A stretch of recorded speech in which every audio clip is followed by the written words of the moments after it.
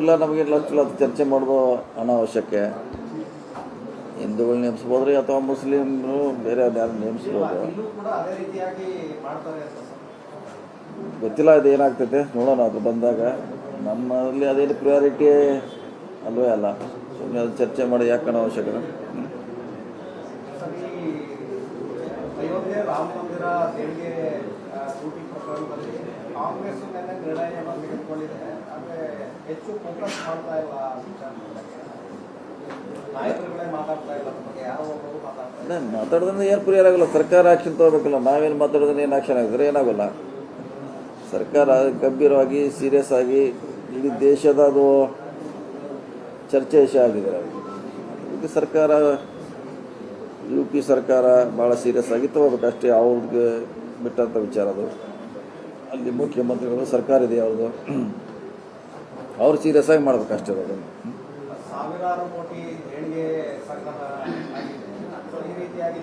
ಆಗಿದೆ, ಮಿಸ್ಯೂಸ್ ಕೂಡ ಆಗಿದೆ, ಪ್ರೂವ್ ಆಗಿದೆ. ಭಾಳ ಜನ ಒಪ್ಕೊಂಡಾರೆ, ಭಾಳ ಜನ ಕಡಿಮೆ ಸ್ಯಾಲ್ರಿ ಇದ್ದಾರೆ, ಎಲ್ಲ ಕೋಟ್ಯಾಂತರ ರೂಪಾಯಿ ಮನೆ ಕಟ್ಟಿದ್ದಾರೆ, ಗಿಫ್ಟ್ ಐಫೋನ್ ತೊಗೊಂಡಾರೆ, 2-2 ಲಕ್ಷ ರೂಪಾಯಿ ಫೋನ್ ಇದೆ ಅವ್ರಿಗೆ, ಸಂಬಳ ಇರೋದು 12,000.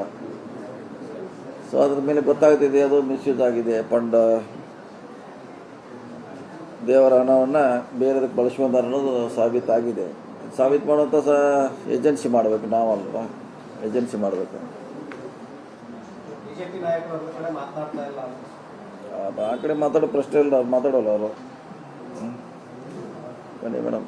ಈಗ ಬೆಳಗಾವಿನಲ್ಲೇ ಸಂಘದ ಕಾರ್ಯಕ್ರಮ ನಡೀತಾ ಇದೆ. ಪ್ರಿಯಾಂಕ್ ಖರ್ಗೆ ಅವರು RSS ವಿರುದ್ಧವಾಗಿ ಮಾತನಾಡ್ತಾ ಇದ್ದಾರೆ. ಹಾಗಾಗಿ ಕರ್ನಾಟಕದಿಂದಲೇ ನಾವು ಮೆಸೇಜ್ ಕೊಡ್ತೀವಿ. ಸಂಘ ಈಗ 2 ದಿನಗಳ ಇಲ್ಲ ಮೆಸೇಜ್ ಅಂತ ಹೇಳಕ್ಕೆ ಆಗಲ್ಲ. ಕರ್ನಾಟಕದಾಗ ಮೋಹನ್ ಭಾಗವತ್ ಅವರು ಎಷ್ಟು ಕಡೆ ಬಂದಾರೆ, ಎಷ್ಟು ಊರಿಗೆ ಬಂದಾರೆ. ಕಳೆದ 10 ವರ್ಷಗಳಲ್ಲಿ ಸುಮಾರು ಕಡೆ ಇಂಥ ಇದಕ್ಕಿಂತ ದೊಡ್ಡದಾಗಿ ಪಥಸಂಚಲನ ಮಾಡಿದ್ದಾರೆ, ಲಾರ್ಜ್ ಸ್ಕೇಲ್, 50,000 ಜನ. ಸೊ ಹೀಗಾಗಿ ಅದು ಪ್ರಿಯಾಂಕಾ ಖರ್ಗೆ ನಮ್ಮ ಸರ್ಕಾರದವರು ಅಂತ ಹೇಳಲಿಕ್ಕಾಗಲ್ಲ. ಸೊ ಅದು ವರ್ಷಕ್ಕೆ 5 ವರ್ಷಕ್ಕೊಮ್ಮೆ, 3 ವರ್ಷಕ್ಕೊಮ್ಮೆ, 1 ವರ್ಷಕ್ಕೊಮ್ಮೆ ಮಾಡ್ತಾನೆ ಇರ್ತಾರೆ. ಆ ರೀತಿ ಈಗಾಗಲೇ ಅಲ್ಲಿನ ಪಥಸಂಚಲನ ಏನಿಲ್ಲ. ಅವರು ಬೈಠಕ್ಕಿದೆ, ಅವರು ಬೇರೆ ಬೇರೆ ಪ್ರಾಂತಗಳಿಂದ ಅವರು ಸಂಚಾಲಕರು, ಅವ್ರು ಯಾರು ಹುದ್ದೆಗಳಿದ್ದಲ್ಲಿ ಬಂದಾರೆ.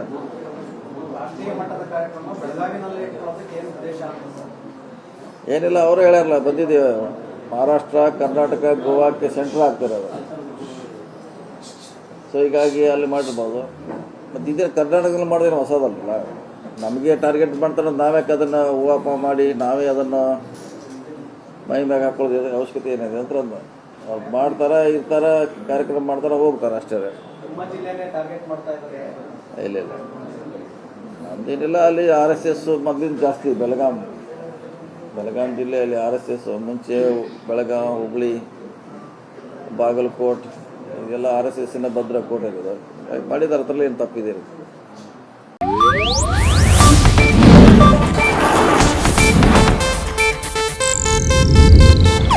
ಇದು ಏಷ್ಯಾನೆಟ್ ನ್ಯೂಸ್ ನೆಟ್ವರ್ಕ್ ಪ್ರಸ್ತುತಿ.